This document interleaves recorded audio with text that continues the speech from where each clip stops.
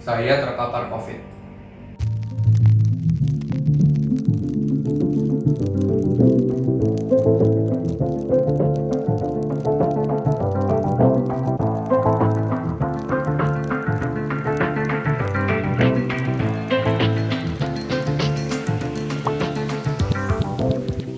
Jadi ceritanya waktu itu saya udah melakukan rapid test, sudah 4 kali saya melakukan rapid test dan hasilnya semua negatif.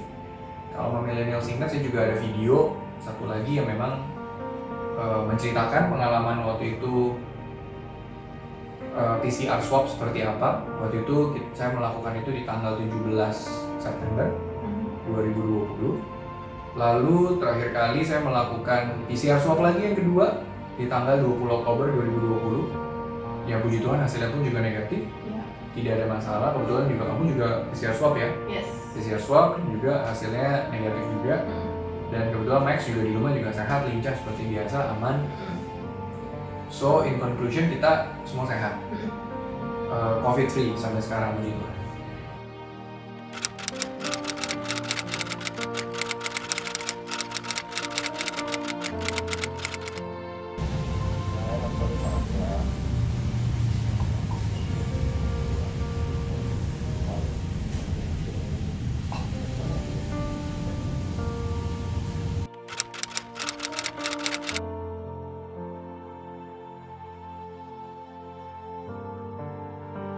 Tapi di tengah-tengah waktu itu saya lagi mencoba untuk ngobrol sama salah satu pasien via WhatsApp. Tiba-tiba dia kasih tahu saya, aduh Pak Dokter, untung Pak Dokter udah tes ya dan negatif. Karena waktu itu saya pengen kasih tahu, karena kalau kami sekeluarga tuh COVID positif.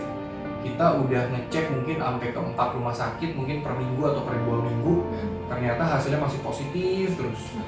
Tapi ya dia juga cukup lega karena melihat postingan kalau saya sudah melakukan PCR swab, lalu dan juga hasilnya ternyata negatif. For your information, sebelumnya karena Gary ini ketemu dulu dengan pasien ini sebelum melakukan PCR swab ya.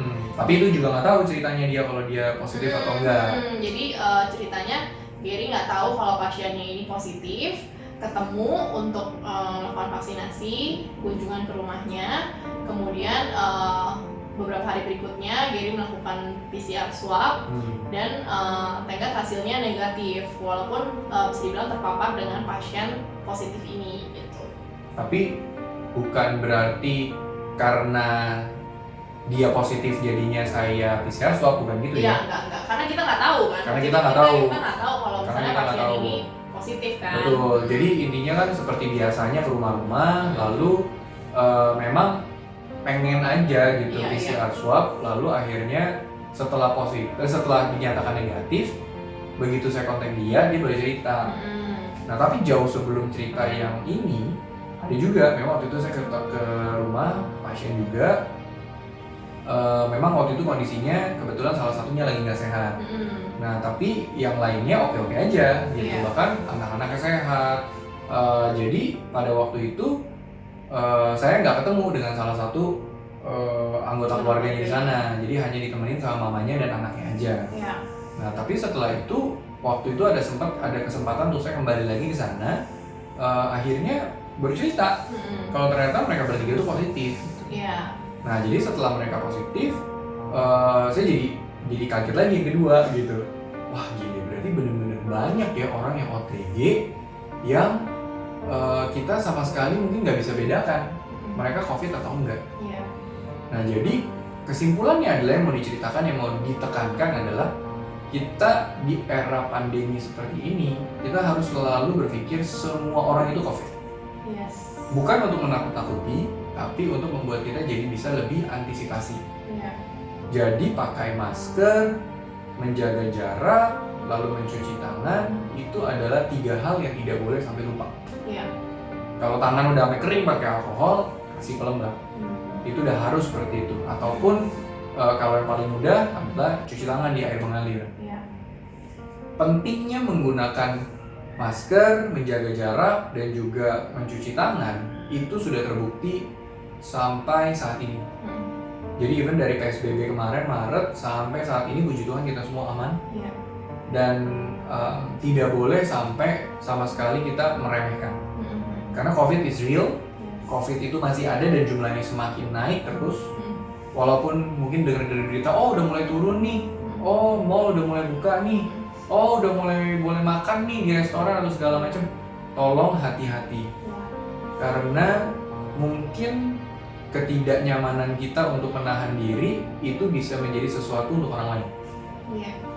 Kita bisa tahan untuk nggak makan di luar, itu pun juga akan sangat membantu kalau misalnya kita jadi sangat-sangat terhindar dari COVID juga.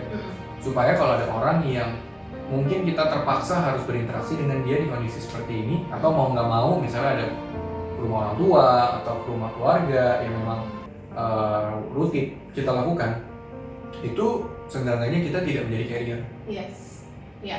Dan mungkin saya mau tekanin lagi kalau yang tadi pakai masker, cuci tangan, jaga jarak itu bukan sekedar campaign, bukan sekedar koar-koarnya pemerintah dan juga tenaga medis, dokter sana sini untuk kita semua lakuin ini, tapi terbukti dengan kejadian yang kita alamin gitu. Karena kita berdua kaget setelah tahu ada pasiennya Gary yang positif COVID, dan saat itu Gary ketemu dengan pasien ini gitu.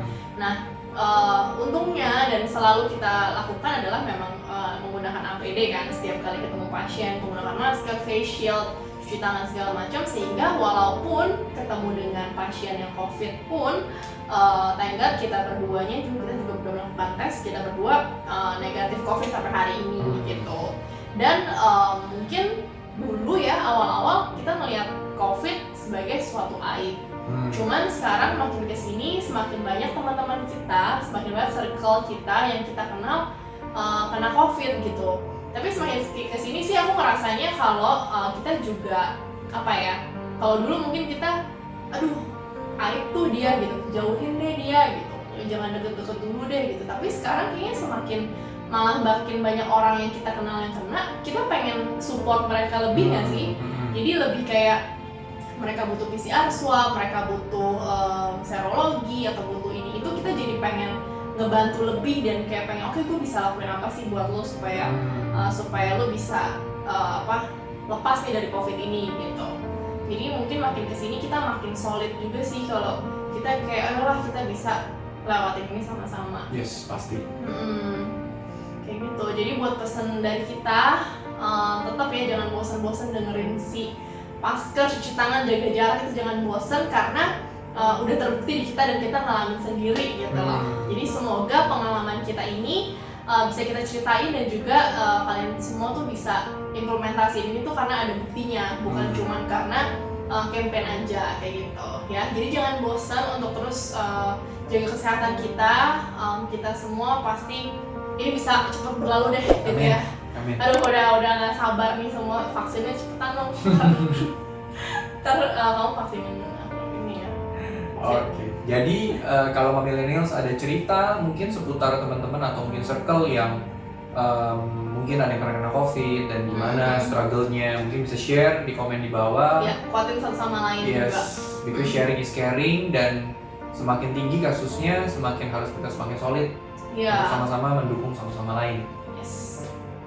Oke, kita udahin dulu video hari ini. Kita ketemu lagi di video selanjutnya ya. Bye-bye. Dah.